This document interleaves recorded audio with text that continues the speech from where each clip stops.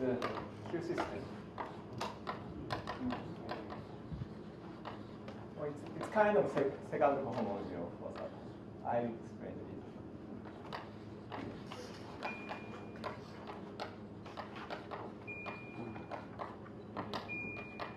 And tomorrow,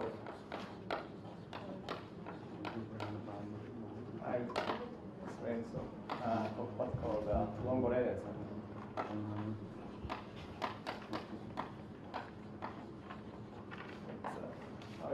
Just say it's quantum dot.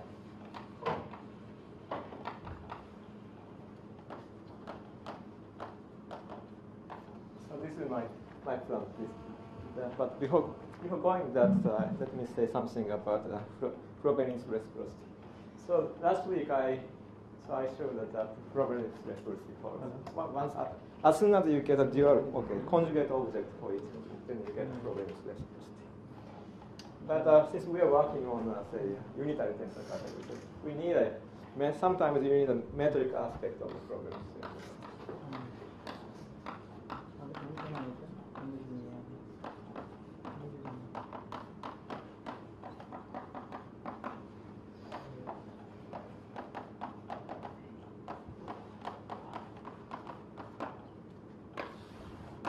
So, in other words, I gave a linear isomorphism between two intertwined spaces, but these spaces have none. They are equipped with the Hilbert space structures. I should say something about metrics aspect. And I start with for example.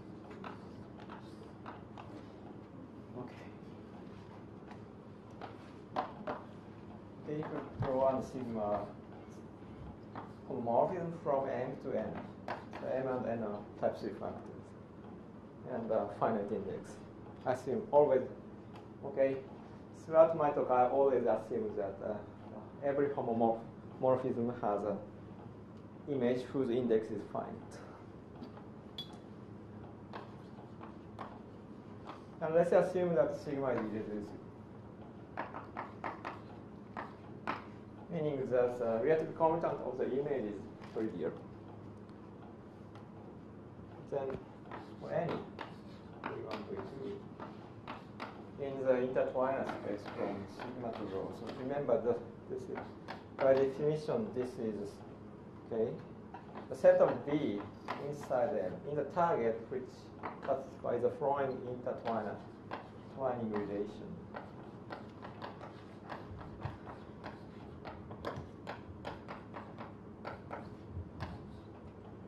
So when sigma is irreducible, then this space has a Hilbert space structure. And when V1 and V2 are in this space, then this, basically you have two kinds of inner product and they coincide. What this says. This is up to this scaling term. Remember the definition of the inner product here is wrong. So this is the definition of the inner. And remember this is a standard vector inverse. So in rho is the minimal conditional expectation.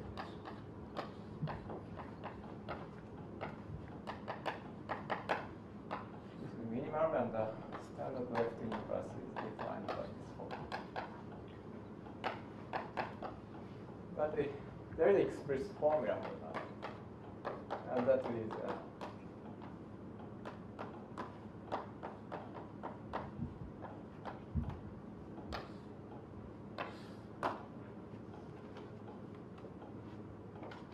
so by the way, the standard vector inverse appeared in the literature long time ago, I think in the 70s, in the work of Dobrik and Haim-Roberts. And in the context of a quantum field theory, then you really don't get the conditional expectation part. What you get is a left inverse first. What they constructed the left inverse in a kind of physical argument. Then they kind of dilate and they got the conjugate set. That's the way the theory works in the physics. So, yeah, I should prove this.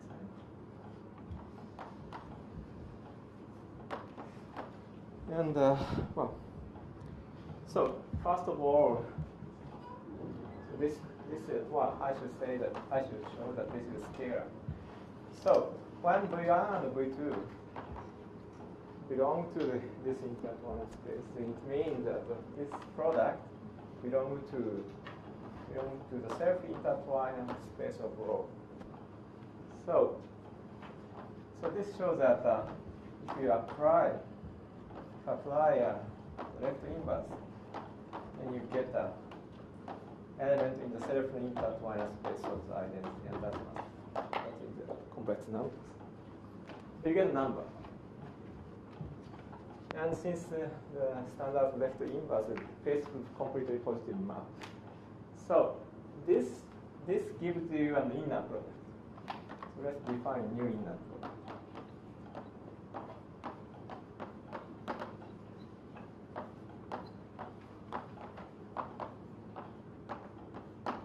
This is the inner product.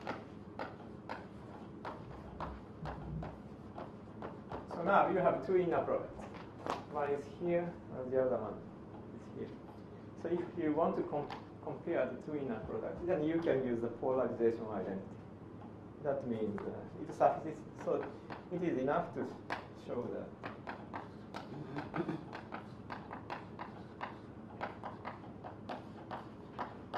Show this. Okay, the scalar term is now this.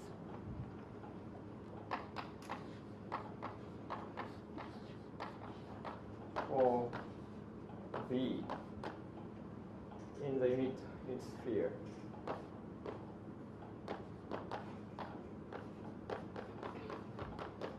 Once you show that, and by the polarization identity, you get the equation.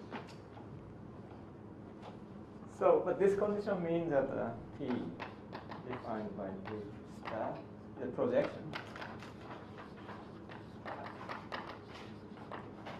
Since V is a multiple of isometry, so if it's normalized, it means this is a support projection, left support of the isometry V. So, and the important observation is the following. So this subfactor, since P is in the relative commutant of the image of rho, so this subfactor makes sense, and this is isomorphic to.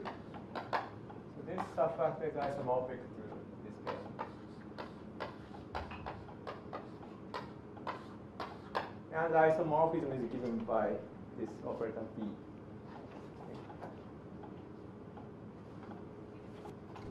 What did you want sigma to be in the first line of lemma statement?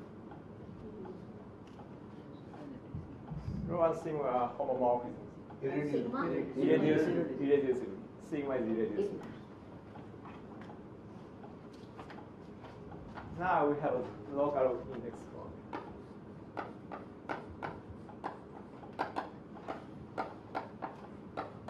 So this is square.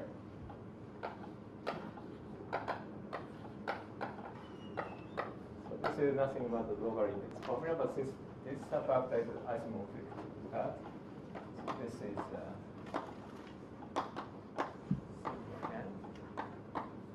and by definition, this is the dimension of sigma squared, and this is okay.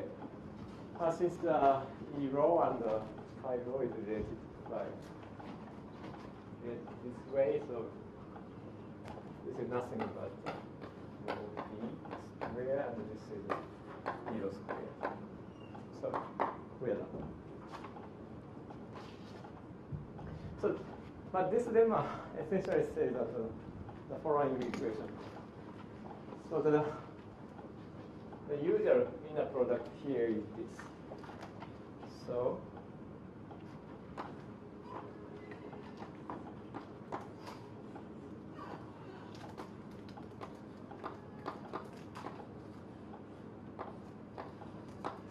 product is intertwiner from sigma to sigma. Okay, you go from sigma to rho, then you apply. You apply with the start, and you get sigma. Since sigma is reducible, so you get a scale. But let's make a sum. So up to scale, this is this inner first inner product. Then the second inner product is. So you apply with start first. So then you get sigma, then you apply V1. You get rho. Then you apply, you put everything in the standard left inverse. But since look at this formula. So this is the formula for the standard left inverse. So this means that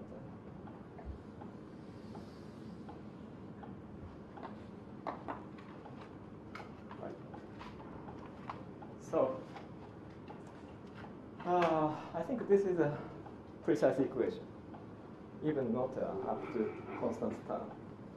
So what you do is using by manipulating Frobenius reciprocity, you put V1 along. Okay, you move V1 along this line, and till here, then you get this. Anyway, so what I prove is essentially this equation.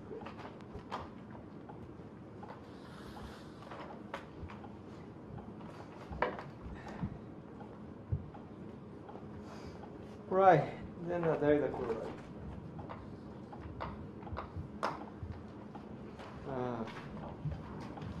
So if rho is reducible, and yes, and rho bar, if this is the irreducible decomposition.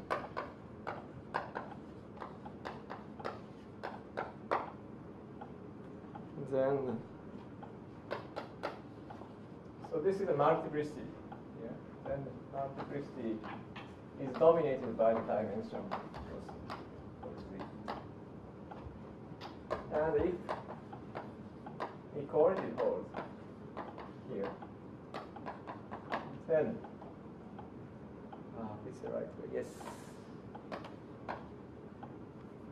So this is just a multiple rho.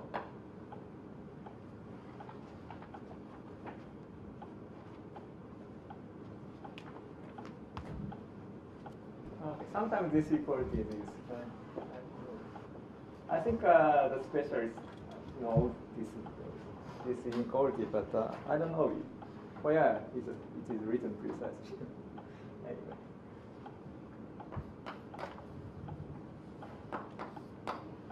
So you just try to apply this. But where? Okay, since this is a irreducible decomposition, so we have multiplicity and the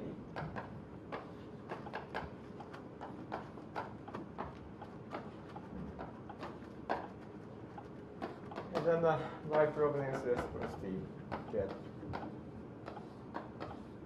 this. So, and of course the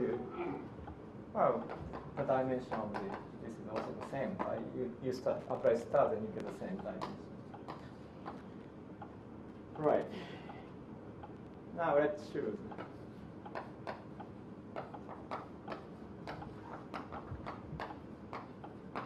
And also normal basis. Also normal basis of this space. Since rho is reduced, this is a Hilbert space. So let's choose an also normal basis. Then, thanks to the lemma, we have this.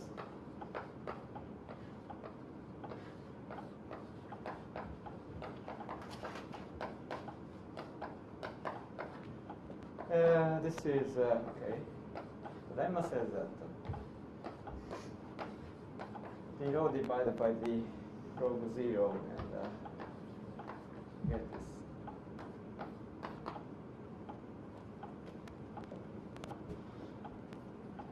So, but since the i's are also normal basis, so we have this inequality.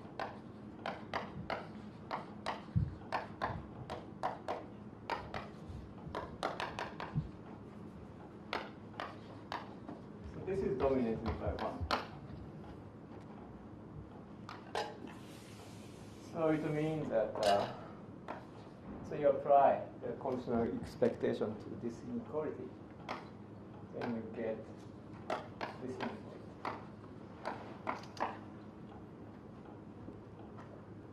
And the second part is almost trivial. By Frobenius reciprocity, you know that log z rho contains rho with multiplicity nz. Since the if equation holds, then there is no room. So since if this is true, then if we compare the dimension of the left-hand side and right-hand side, they are the same. It means equality holds.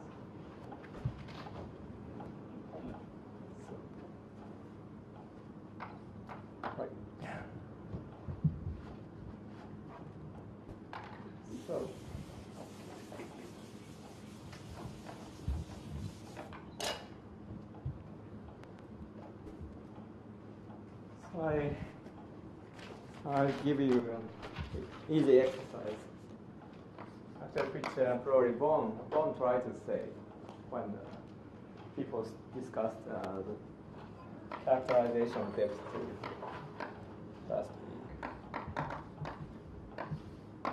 So consider inclusion factors. Here this is.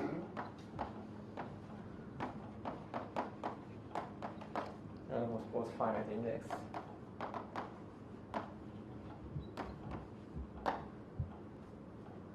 I show that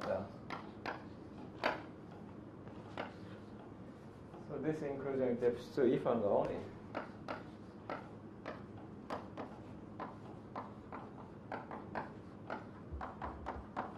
If and only is dimension of the first reactive component coincide with the index.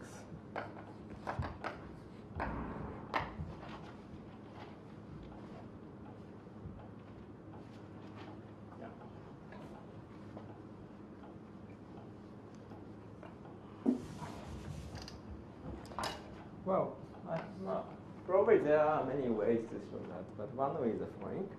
So let iota be the inclusion mark.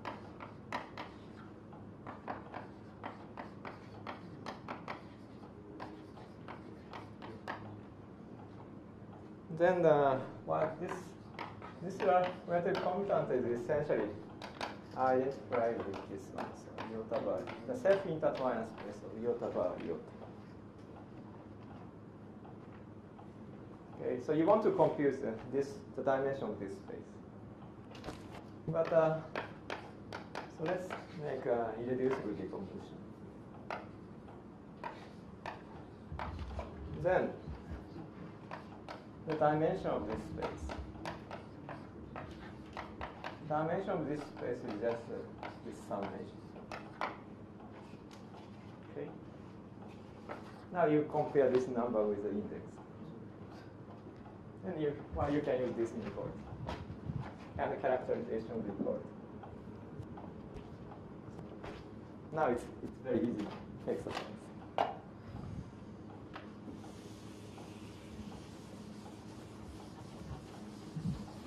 Right. So does it say? I mean, this seems to be saying that if m inside n has depth 2, then the index always has to have an integer value. Yeah, sure. Yeah, it's a dimension of the corresponding Hopper. So, is there any other condition where a priori one can see that one can know that the integer, the index has to be integer? Yeah, sure. Yeah, but is there now because here irreducibility and depth 2 implies the index is integer. So I'm asking, is there any other condition like that which will force the index always to be? Other condition, other situation. I don't know.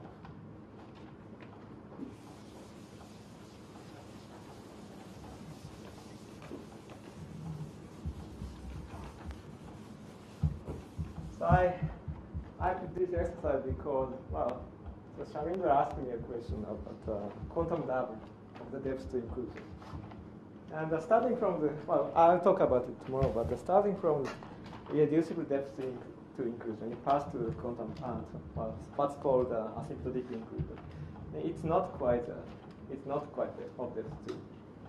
But there is another one slightly, but you can say part of the situation a little bit, and you get a depth to inclusion. And this criterion is quite useful to show something is of depth two. So I will explain that tomorrow.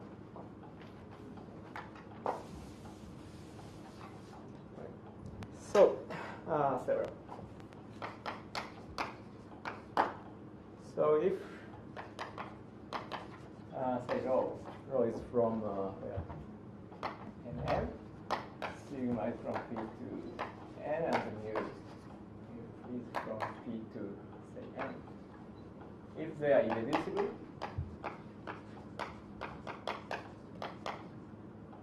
then the following maps are anti-unitary.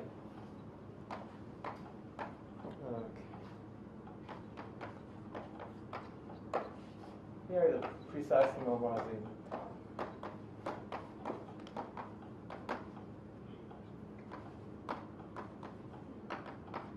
Star arrow. So it's not from here to this space. This map, and also you get the same normalizing constant, and star. So this is rho. These are both anti-unitary.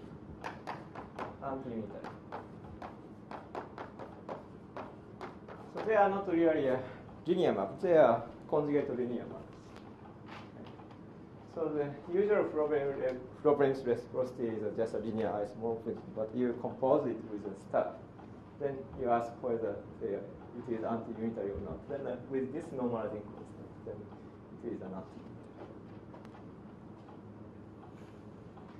And well, let's just compute this one.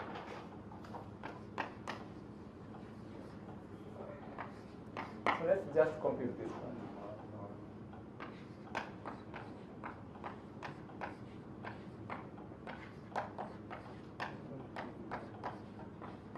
So let's compute the inner product here. This is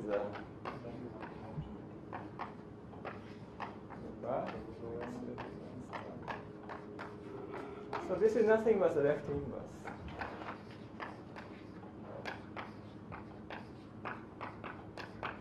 And this is already a scalar because, okay, right. So this intertwiner belongs to the self-intertwiner space of rho sigma. So you apply phi rho, then you get this is in this space.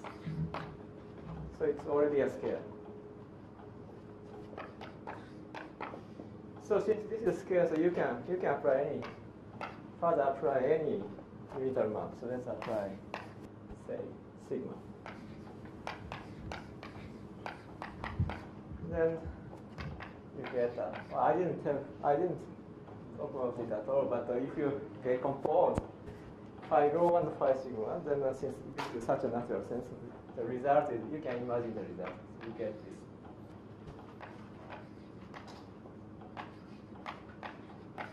And rather than them, I just tell that this is the rho, this sigma, and the mu.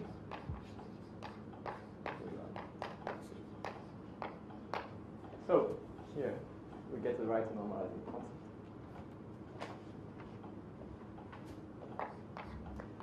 Right. And actually this constant is really important because, well, although I don't talk about the connection of the subfactor, but if you know a little bit about the Occamian connection of subfactor, then you see what's called the renormalization rule. Well, it's basically commuting square type condition. Then there usually this type of condition already appears. Actually, it comes from here.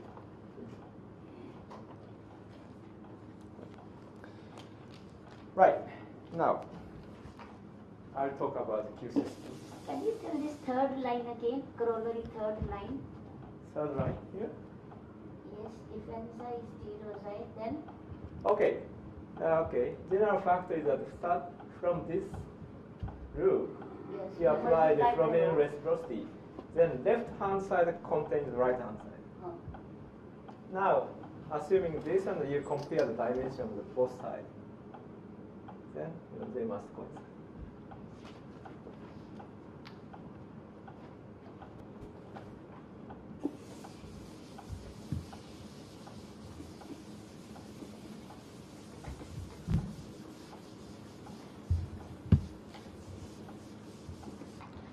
So I change the topic a little bit and I talk about the Q system.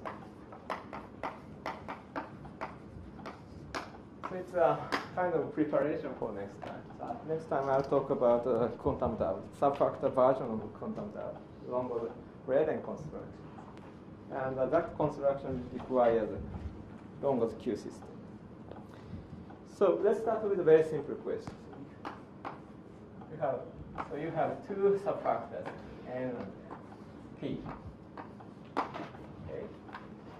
So both have the same index. Let's call the inclusion map of N into N iota and the inclusion map of P into N kappa. So let's assume many good properties like irreducibility, finite index, and so on. So what are M and P?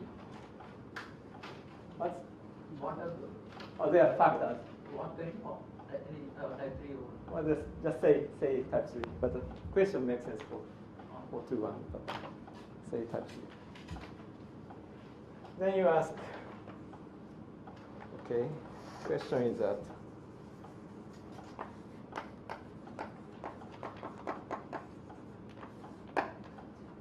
does this condition, so iota bar. So this is a MM.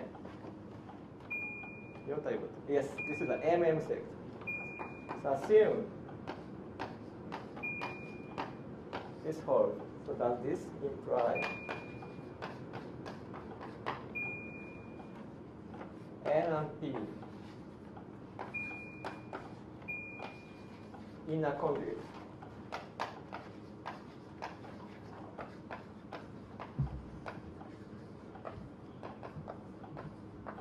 Well, the converse is always true, okay? When N and P are in a conjugate, then these things coincide. Well, or if in two-one factor language, so it's the same to ask the following. So let's consider two basic constructions. N and what's the right symbol? It's always a problem. Children. So basic construction for N and P.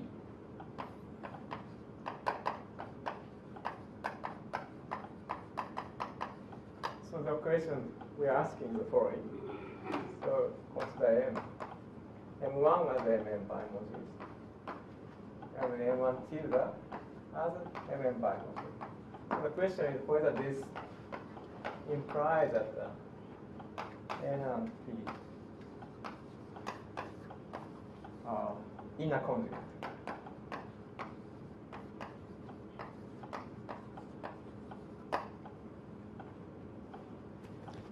Well, so if you know a little about group actions, then you know that the answer is no.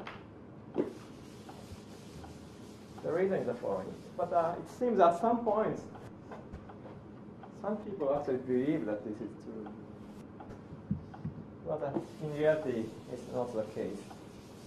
But in fact, there are many situations where this, okay, if we put some conditions, sometimes this is true, sometimes it's not. So I'll talk about it. Anyway, so let me show that this is not real. So the answer is no in general. So answer is no. No.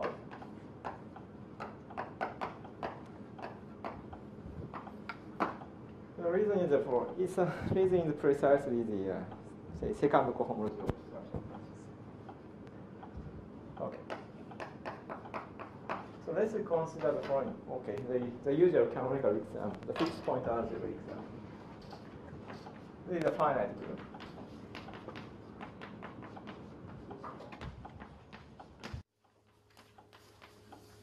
Just a direct sum of alpha g's. So the bar is decomposed into alpha g's.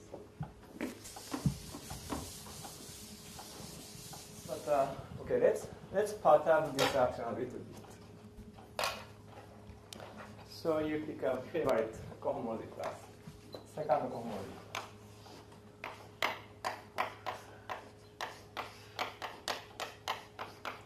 Say in two cocycle. Then it's known that it's not so really difficult to show that. It's well known that there exists a unitaries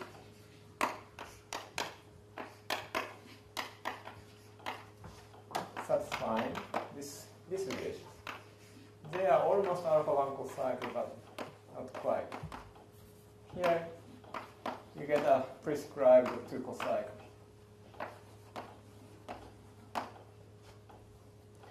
The reason for the existence of this series of unitaries are easy because the fixed point algebra contains matrix algebra, large matrix algebra.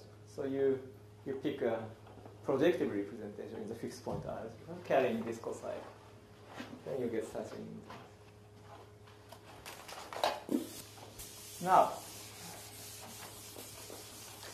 you define a new action data set.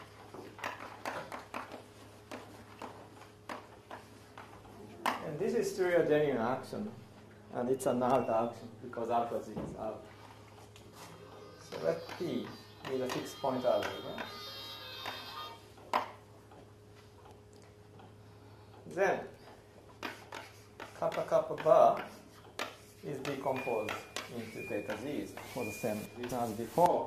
But since alpha z and beta z are, well, just beta z is an inner perturbation of alpha z, you get.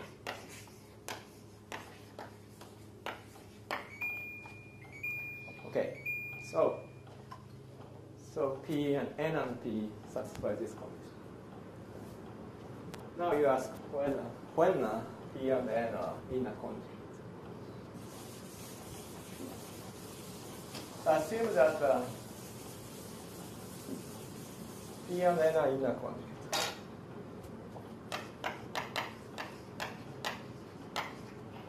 They introduce the unitary. Then satisfy this relation.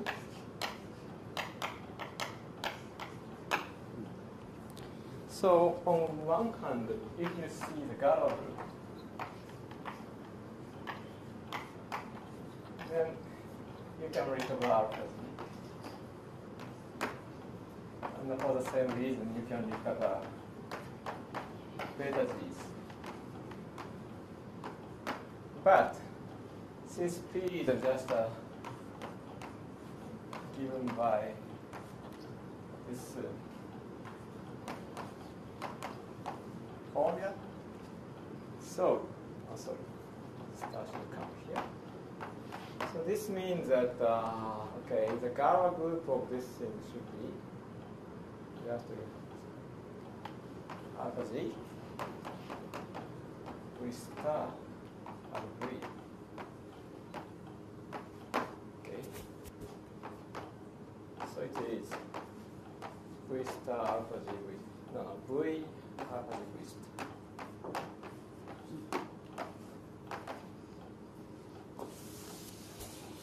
So this means that, okay, since these two sets coincide, this means that UG is a multiple of scalar multiple of this covariance thing.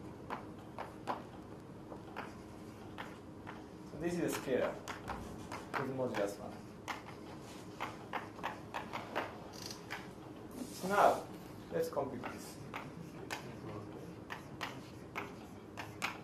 Is there a permutation involved? What? Well, there could be a permutation, right? Well, but well, if you consider these two elements in the outer group.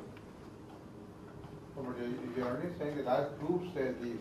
As I said, okay, permutation never occurs. Because, well, if you consider, say, beta G in the outer automorphism group and alpha G in the outer automorphism, then they should coincide. So only this combination is possible. Because it's so good. Yeah, yes, they are outer actions. So only this combination is possible. Then if you compute this, then you see that it's CH bar.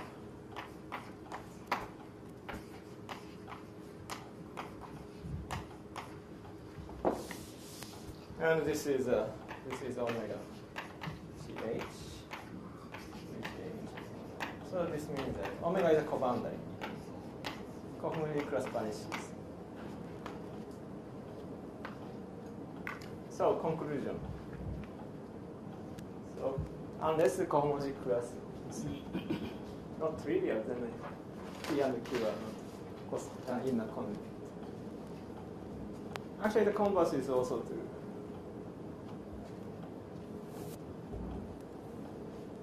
If the cohomology class is trivial, then it's easy to show that P and N are inner conjugates in this case.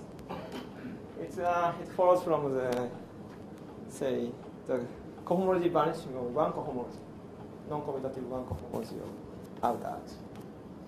If you use it, then you can also prove the converse. Anyway, what I wanted to show is that this is not really true in general. Okay? There might be an obstruction, depending on the situation. And obstruction should be something like a second converse. Right. So now. But anyway, so this shows that iota bar does not necessarily characterize the subfactor completely, but nevertheless, so it carries very important information. And sometimes, on the situations when you want to construct the subfactor, you first construct the even part of the bimodule, say MM sectors first. Then you want to recover subfactor from that information. And actually, Longo gave a very important characterization of such iota bar. That's a Q system.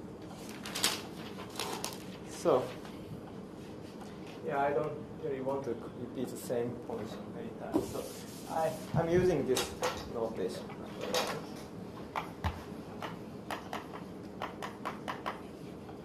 So, and nodes. Nodes means the set of endomorphism of n with a finite dimension.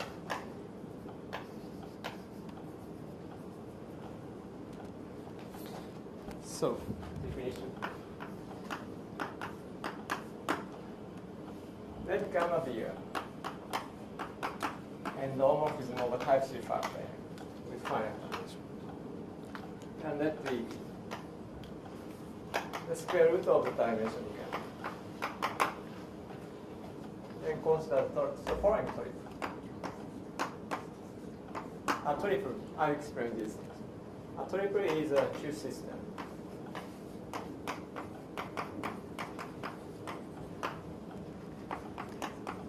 If the following condition holds. First of all, V is an intertwiner from identity to gamma. And W is an intertwiner between gamma and gamma squared. And they are isometries.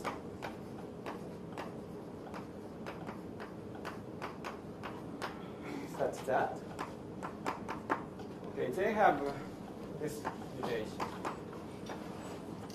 So you've already seen this relation several times. And, okay, although W is the intertwiner between gamma and gamma squared, but on W itself, it plays the role of the intertwiner between identity and gamma, namely, so.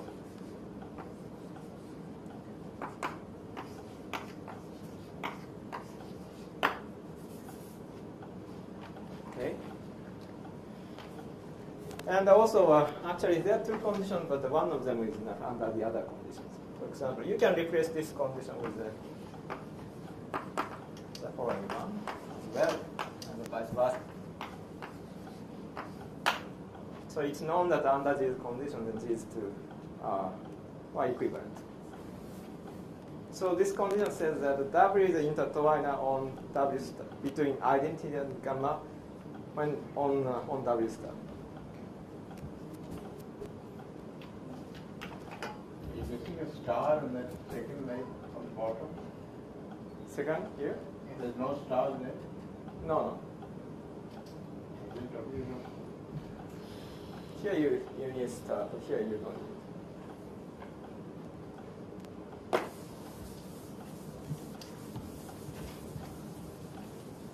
Well, I think I read. Okay, I think I draw pictures of this. Yes. So the first one is that this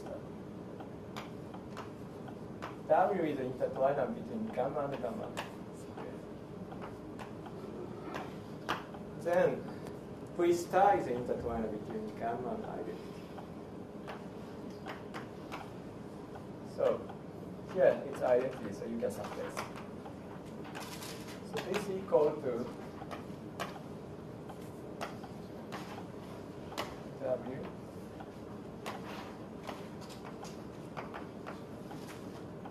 is equal to just a constant.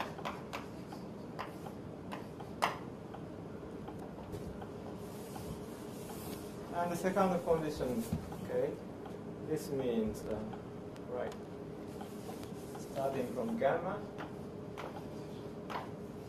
we go to gamma square, and again you apply W. So this is a kind of associativity in algebra, one-pole associativity depending on your interpretation.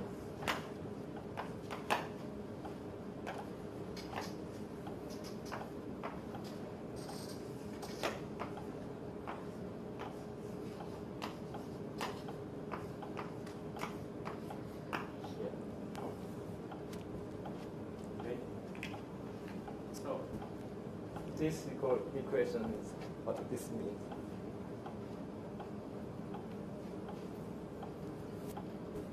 Right.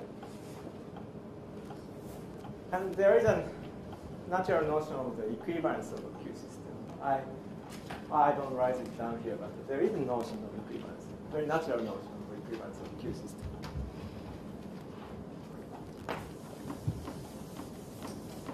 There are points that the reason why Roberto Longo introduced this notion is the following.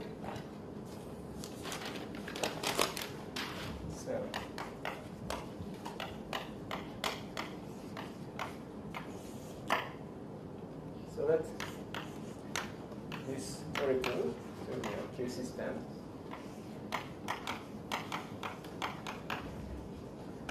And for simplicity, let's assume that the dimension of this space is just 1. This is just for simplicity. Now let N be this set. The set of X satisfy this equation.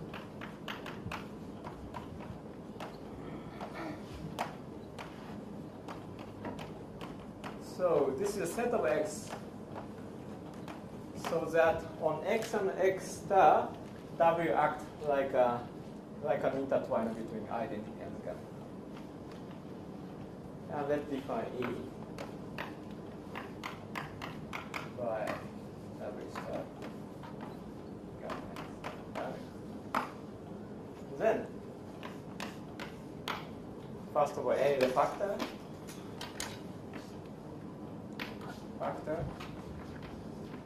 and the E is a minimal conditional expectation.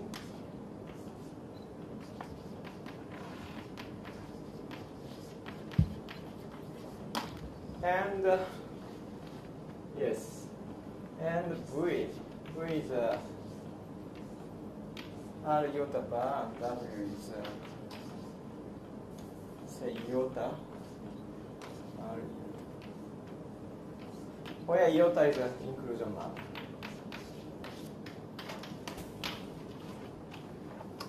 So in other words, the Q system completely characterizes what's called the canonical endomorphism, iota type.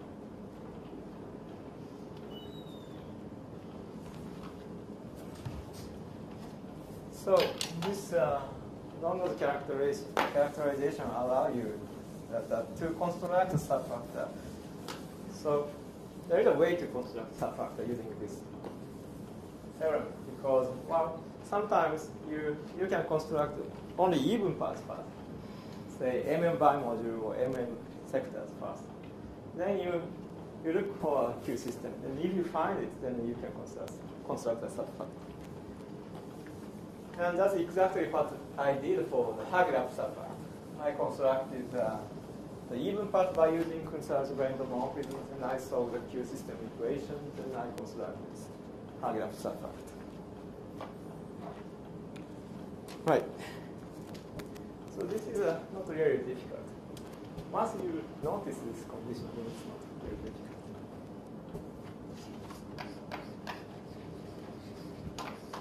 So first of all, from just the definition, you see that this is a von Neumann algebra, right? It's clearly weakly closed, okay? And it's a linear. And also closed under product. And it closed under star operation. So it's a von Neumann algebra.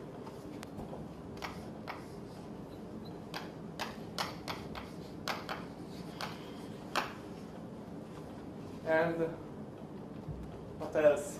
Oh yes. And it's easy to see that N contains the image of gamma and W. Okay. Because W is intertwined from gamma to gamma squares. You put gamma x here, then this equation is satisfied. So, on one hand, you have this. On the other hand, so it's E. So E is, say, unital completely positive map.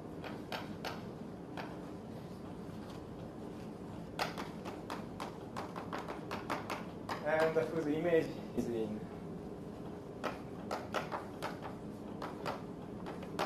the von Neumann algebra generated by the image of gamma and W.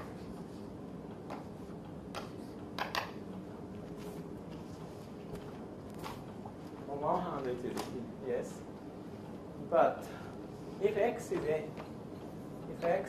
E, in N, then you compute this x. Then, okay. Right. Yeah, by this relation, you immediately see this. So it means that the image of E can contain N, and it is identity on N. So this means that okay, here we already seen that okay, this von Neumann algebra.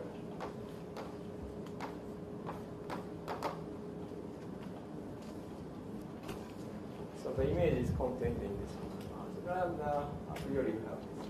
So it means that N is nothing but von Neumann algebra generated by the image of gamma and W, singular image of gamma and W. And since E is a complete point map whose image is N, and on N it is identity, so E is conditional expectation.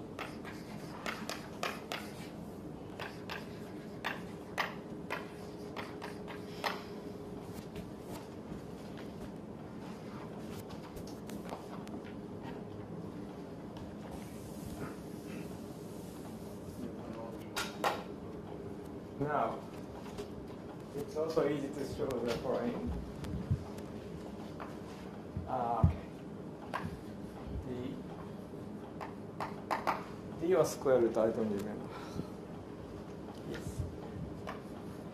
It's easy to see that this one element set is a basis. E and the index of E is D squared.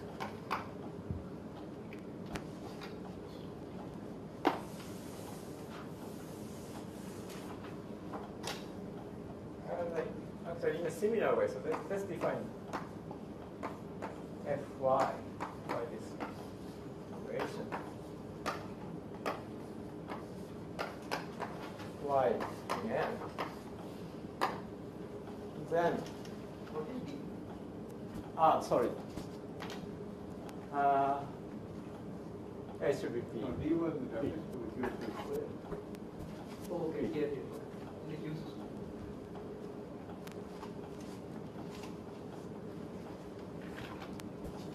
So, in a similar way, so you can show that if you define F by this on N, then F is a conditional expectation onto the image of. And this is a single element basis.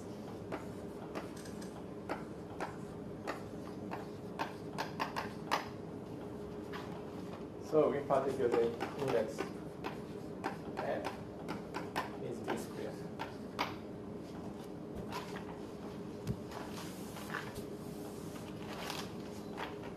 And I think now,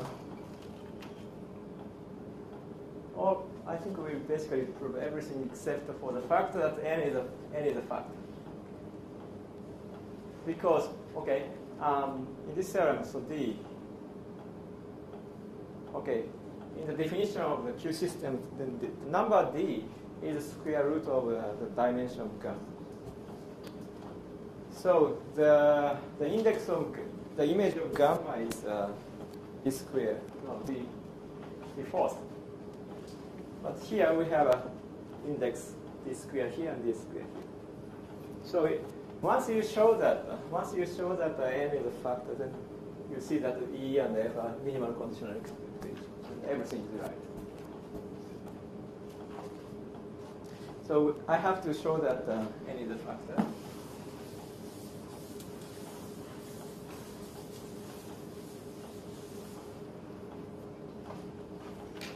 And for that, okay, let's assume that say,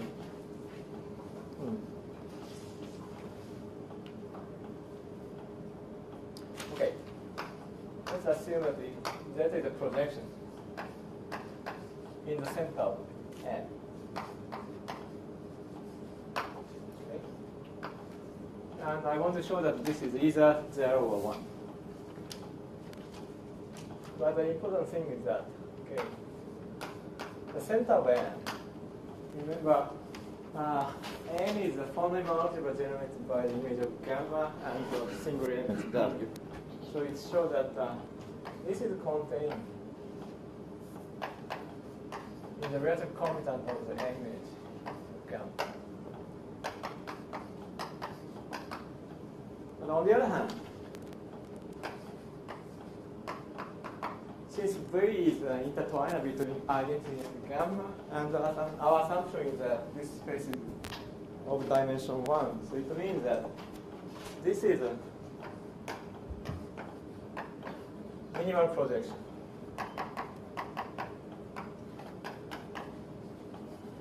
So,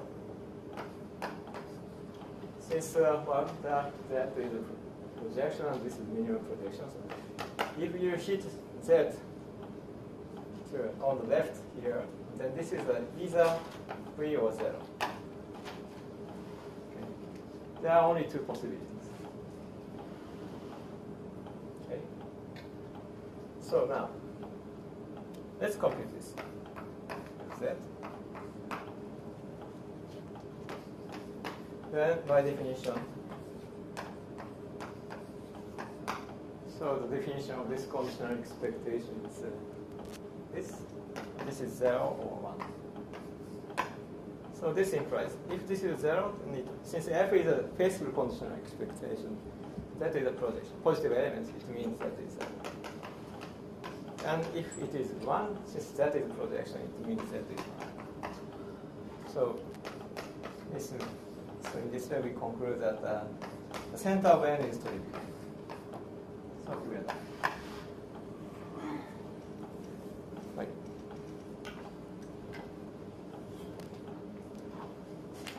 Okay.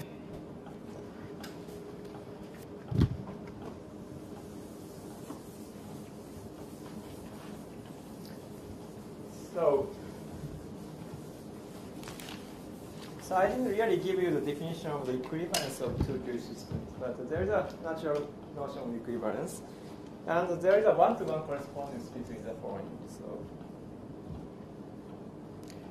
okay, you start from subfactor, then assume iota pi. Okay, then you consider the set of Q systems. So you fix gamma. But you vary V and W. Okay, you consider a set of Q systems.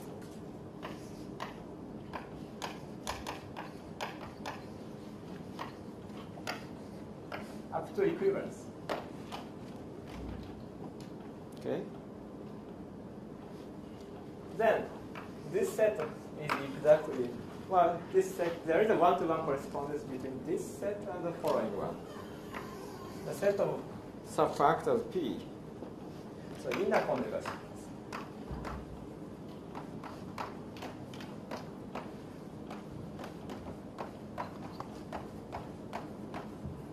of subfactor P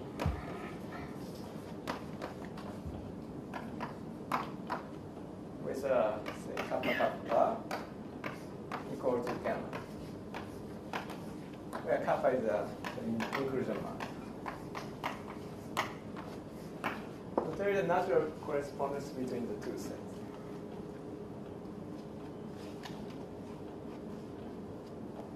Right. And in a very special situation, so you define the equivalence by these two being inner conjugates. Right? It's a very easy consequence. Well, you can introduce. I mean, I don't really want to prove it, but it's really easy for. No, you haven't really defined the equivalence, right? Oh yeah, ideals. Okay, ideals. No, do you define the? Yeah, once you formulate the equivalence of Q system in a proper way. Well, let me give you. It's very easy. So let me give you the precise definition. Then I don't confuse you. So say you are given two Q systems. Say. And the two Q systems are equivalent if take this and intertwine unitary. This is say unitary, which is an intertwiner between two.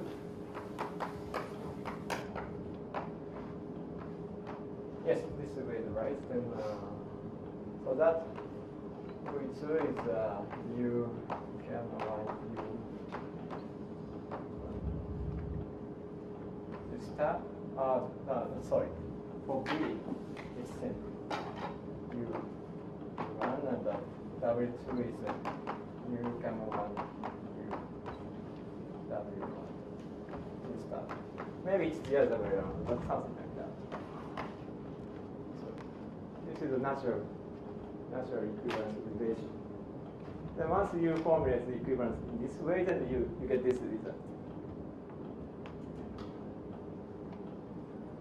And in a special case, then you can directly show that, say, when gamma is just a direct sum of orthonorms, so the fixed point algebra case, then you can directly show that there is a one-to-one correspondence between this set and the second element.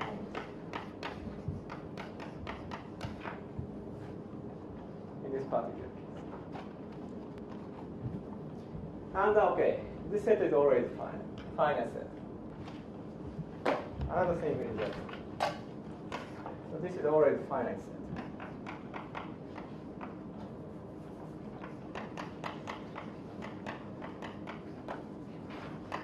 Which is by myself and course.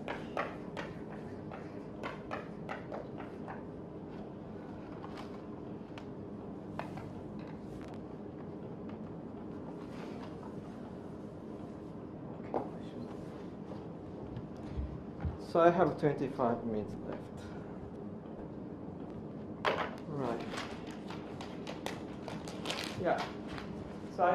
So in general, the Q system does not completely determine the corresponding subfactor, but in a good situation it does. Let me show you.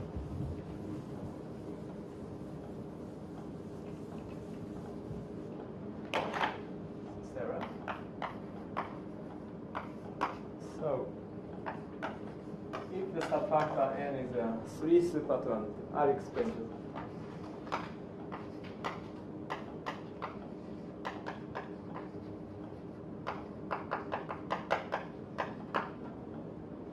Then iota bar are the unique Q system up to equivalence.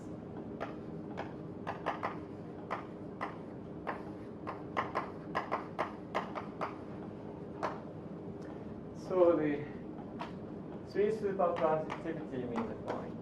So one didn't talk about it. Usually he likes that. So you draw the principal graph. So it's starting from identity of iota. And you decompose iota bar into irreducible, and you get only, assuming you get only new stuff. Let's say, then what you do is you decompose raw iota into irreducible. Now assume you get only one new stuff. Okay. Iota. Prime. Maybe it's not. Then after that we don't care. This is what super 3 transitivity means. So for the first 3 steps, 1, 2, 3, you get only one new step. That's what the 3 super transitivity means. Right.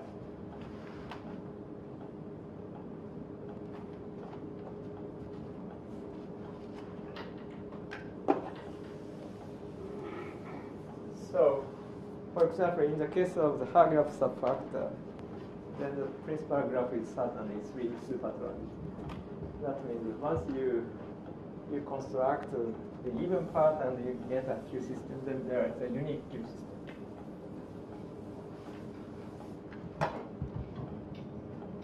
Okay. And proof is again. So assume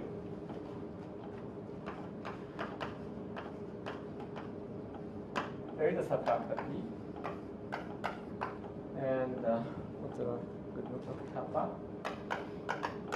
the inclusion map, such that kappa bar is equal to iota. Let's assume this. And I'll show you that P is inner conjugate to N. So we want to compute. So we want to perform the irreducible decomposition of this. So let's compute the dimension of the self-intertwined space. Then by the problem is reciprocity. Kappa bar. So this is by assumption the same as the iota bar. And by assumption, so this subfactor is 3 supertransitive. It means that if it is 2 supertransitive, then iota bar is decomposed into identity and norm. So the dimension is 2. So it means that this sector, kappa bar, iota is decomposed into 2 different sectors. So sigma and sigma 2. And they are different. Since the dimension of the self-intertwined space is 2, so they are different. And Frobenius reciprocity shows that.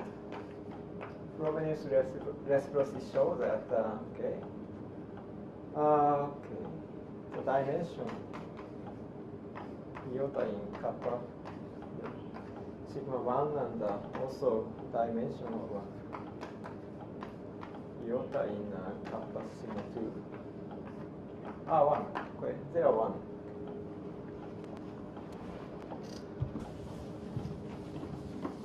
So now, what we do is we compute this in two ways.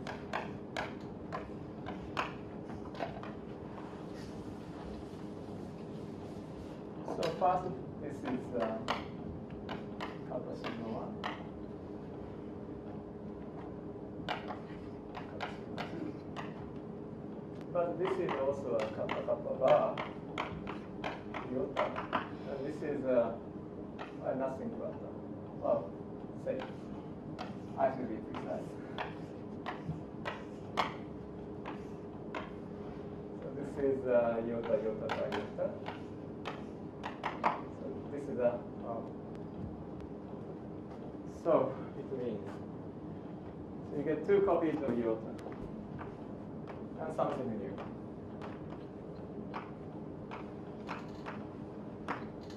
So this means that, like we may have seen before.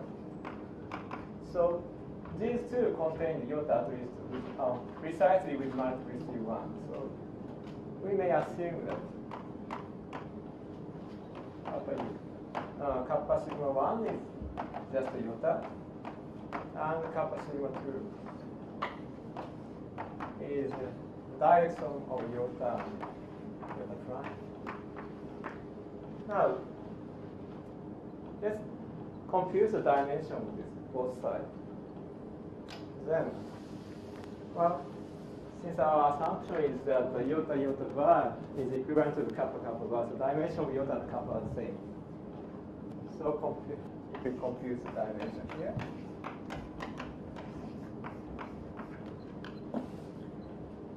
this implies that the dimension of sigma 1 is 1.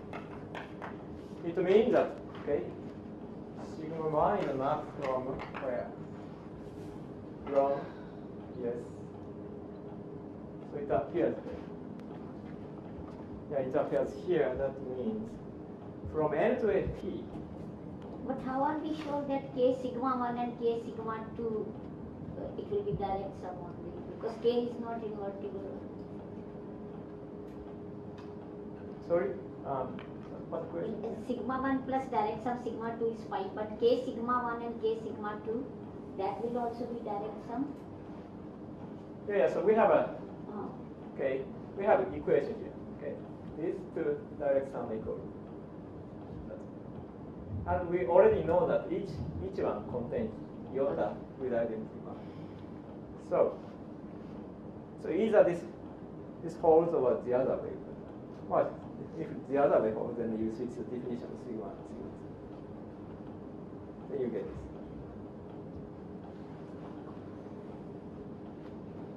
So it means that sigma is actually isomorphism since dimension is 1. This is an isomorphism.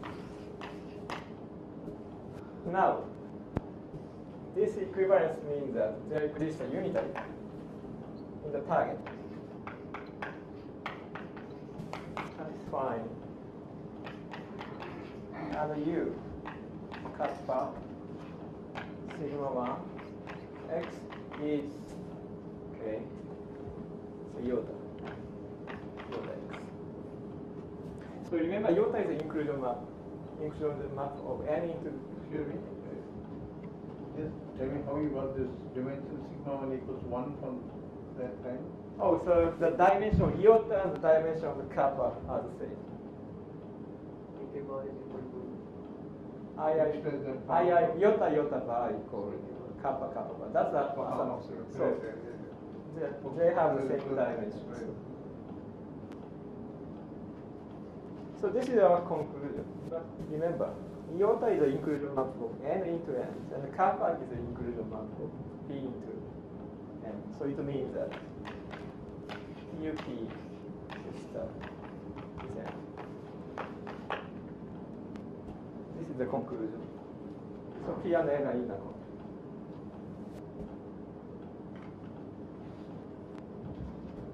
Right.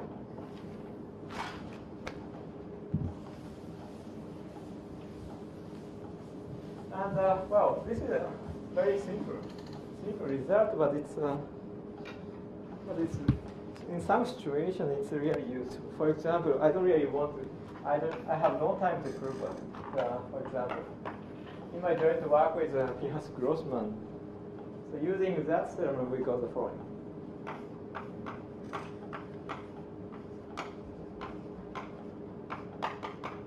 So we consider quadrilaterals of a subfactor.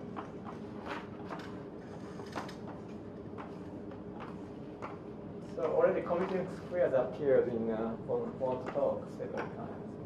But we don't really assume that this is a commuting square. So this is just a so-called quadrilateral. So the assumption is that, okay, so every subfactor, local subfactors have finite index E.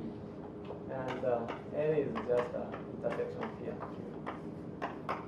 And N prime, okay, N is a irreducible subfactor. And of course, let's assume this is finite. Okay, then assume, okay, these two subfactors are two supertransitive. Upper one are two supertransitive.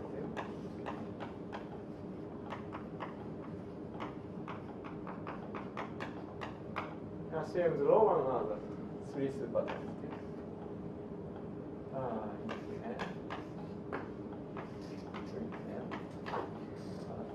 Three supertransitive.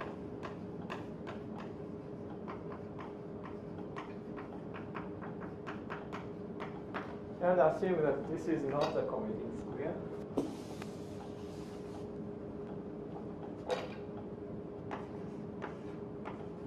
Non-commuting.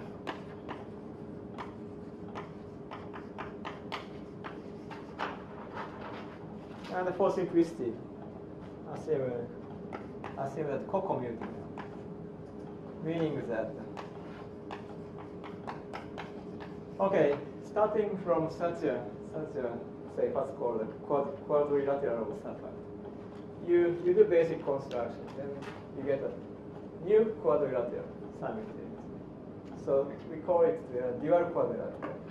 And if the dual quadrilateral is commuting, then we say that this quadrilateral is co-commuting. So assuming these conditions. The commuting square is with respect to minimal condition. Yeah. But everything is minimal because this is irreducible. There is only one constant. So assuming this, then the conclusion is pretty special. Very, very strong. Assuming these conditions, we immediately get the following.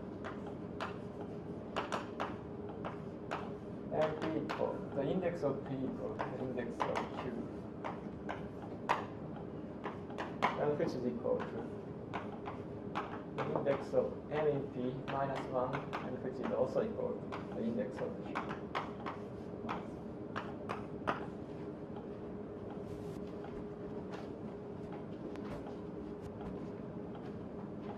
You don't have a large variety of such things.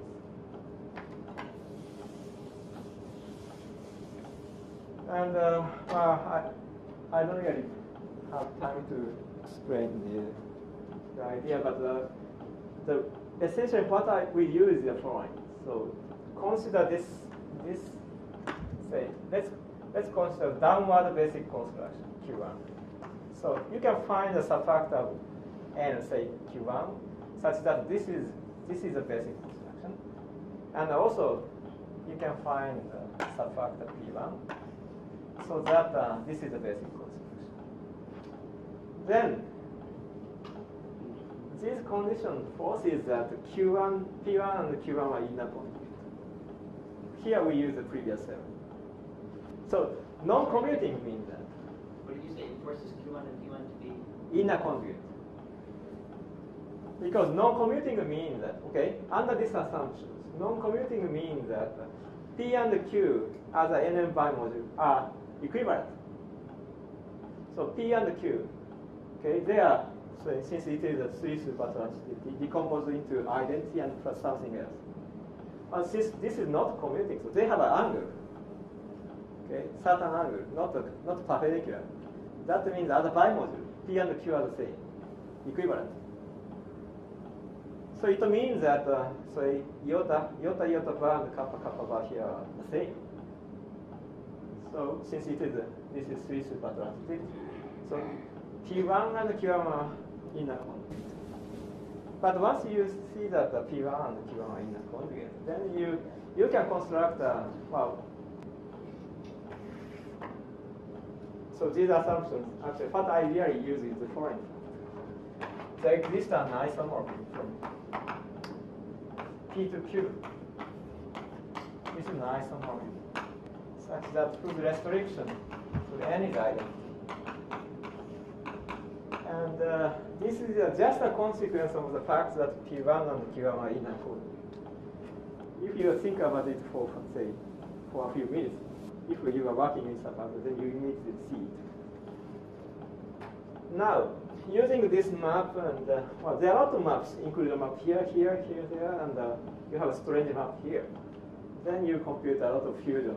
Then at the end of the day, you get this concept. So proof writes like that.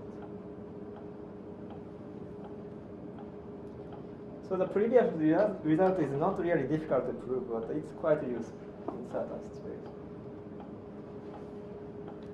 This is one application, and something else. So what is an example of what like this? There are a lot of like that. Actually, okay, good ones are. So here you have aside Hager, and you have here aside Hager plus 1. I think that's the best example, right? Say that again. You say that again. Here you have aside Hager, and here you have aside Hager plus 1.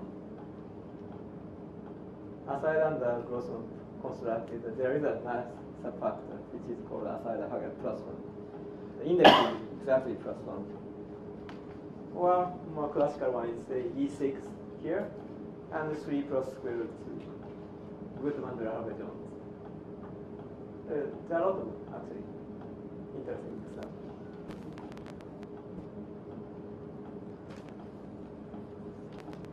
And another application is I've already talked about a little bit, but it's a construction of a Hager subfactor. My construction of Hager subfactor.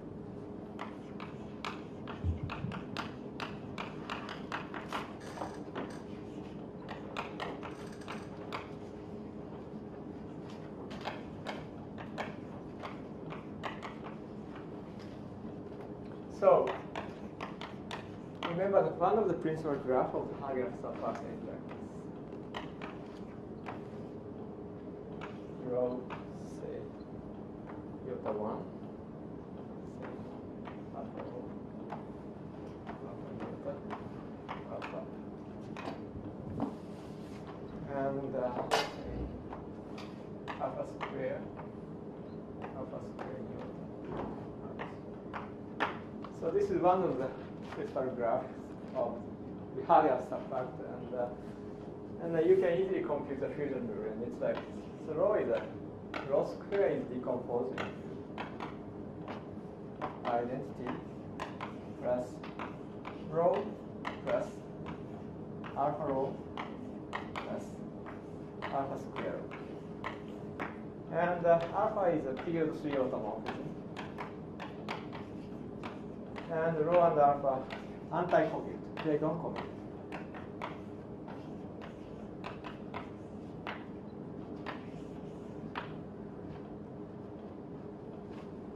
So this is the fusion rule of the Hager subfactor, even part, one of the even part.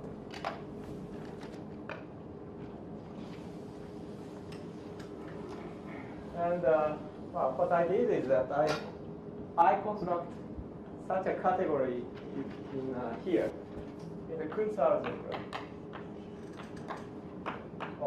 with 4 generators. Actually, the 4 generators correspond to the following. S1 is intertwiner between identity and rho square. S2 is intertwiner between rho and rho squared S3 is the intertwiner between alpha rho and rho squared.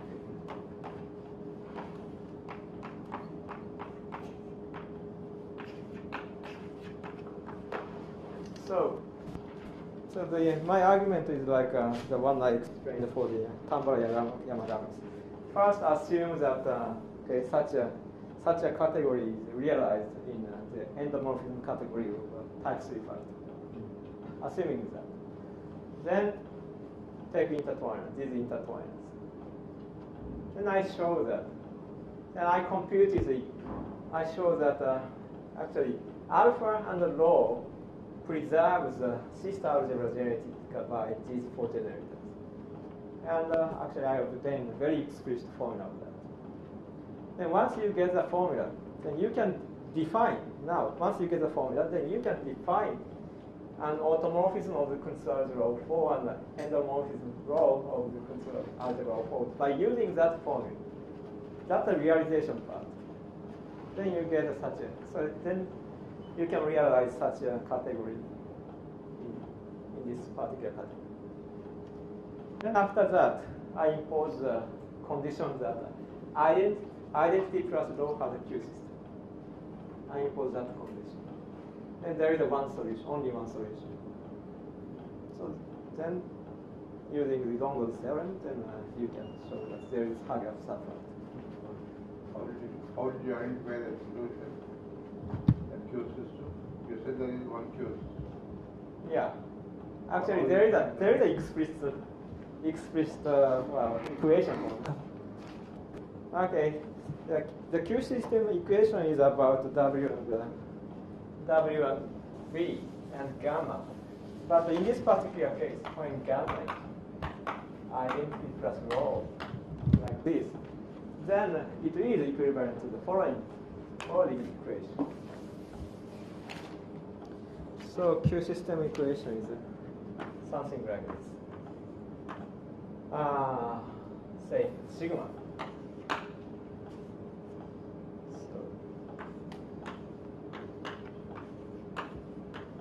So our rho here is sigma here.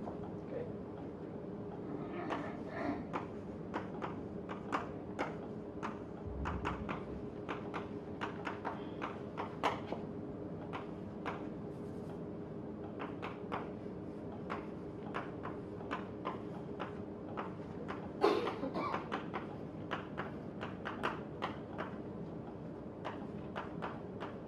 Where S is intertwiner between, so S is an isometry, and it's an intertwiner between sigma and sigma squared. It's an isometry.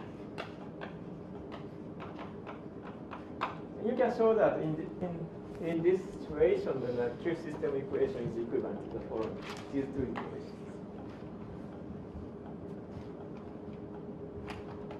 So in this particular case, you solve this equation for, say, S is S2 and sigma is rho in that particular case. Then there is a solution.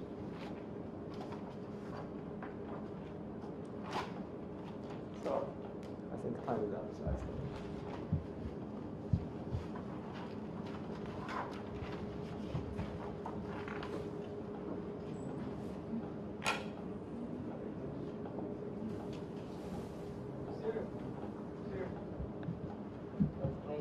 Planar algebra presentation of the hybrid.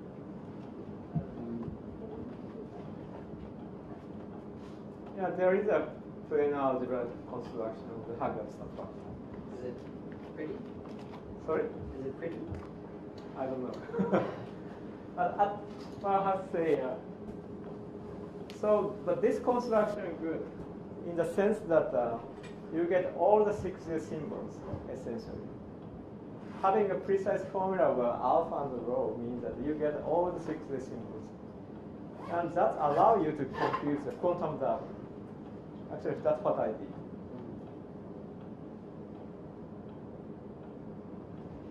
This S1 looks like a 4 box. It is in the.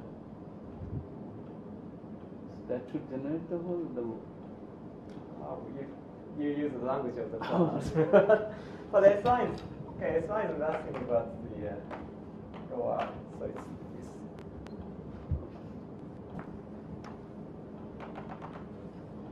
It's a half Jones projection.